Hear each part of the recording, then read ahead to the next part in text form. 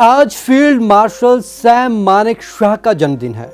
ये वो फौजी अफसर थे जिनसे इंदिरा गांधी भी डरती थी और स्पष्टवादी इतने कि एक बार इंदिरा तो उनसे नाराज हो गई, लेकिन उन्होंने दो टूक और स्पष्ट जवाब दे दिया था और उनके कहे अनुसार फिर इंदिरा गांधी ने 1971 के युद्ध की तैयारी करवाई। ठीक 7 महीने बाद सैम मानेकशॉ ने पूरी तस्वीर बदल दी।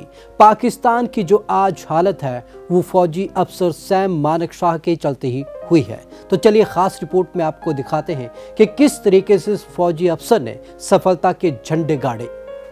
सैम मानेकशॉ का हुआ जन्म। 1971 में युद्ध के महानायक थे सैम मानेकशॉ। इंदिरा गांधी से भी नहीं डरते थे सैम मानेकशॉ। पिता से बगावत कर सेना में हुए थे शामिल। 1971 की लड़ाई में पाकिस्तान के कर दिए थे टुकड़े। 1971 के भारत पाकिस्तान युद्ध के महानायक फील्ड मार्शल सैम मानेकशॉ का आज बर्थडे है। वो अगर जिंदा होते तो आज 107 साल के होते।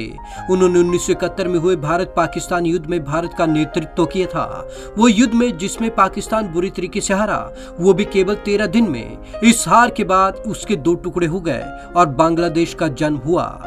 इंदिरा गांधी के गुस्से की भी नहीं की परवाह।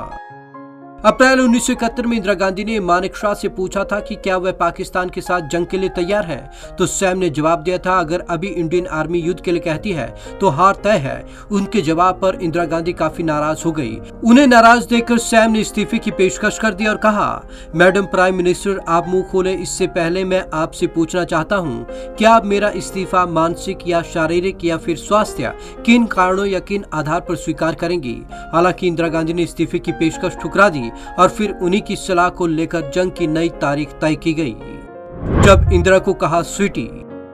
इसके लगभग 7 महीने बाद उन्होंने तैयारी पूरी करके बांग्लादेश का युद्ध लड़ा। युद्ध से पहले जब इंदिरा गांधी ने उनसे भारतीय सेना की तैयारी के बारे में पूछा तो उन्होंने जवाब दिया, मैं हमेशा तैयार हूं स्वीटी।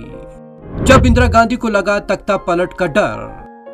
1971 के भारत पाकिस्तान की लड़ाई के बीच में ही प्रधानमंत्री इंदिरा गांधी के दिमाग में ये बात बैठ गई थी कि मानेकशॉ आर्मी की मदद से तख्ता पलट की कोशिश करने वाले हैं। इस पर मानेकशॉ से सीधे जाकर इंदिरा गांधी ने कह दिया था कि मैडम आपकी नाक लंबी है, मेरी नाक भी लंबी है, लेकिन मैं दूसरों के मामले में नाक नहीं घुसाता हूँ।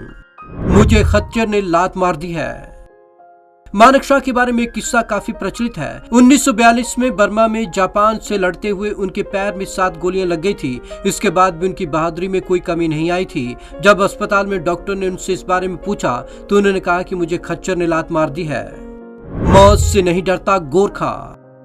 सेना की गोरखा रेजिमेंट पर उनका कितना भरोसा था यह उनके एक बयान से पता चलता है। एक बार उन्होंने गोरखा रेजिमेंट की तारीफ करते हुए कहा, अगर आपसे कोई कहता है कि वह मौत से नहीं डरता तो वह या तो झूठा है या फिर गोरखा है।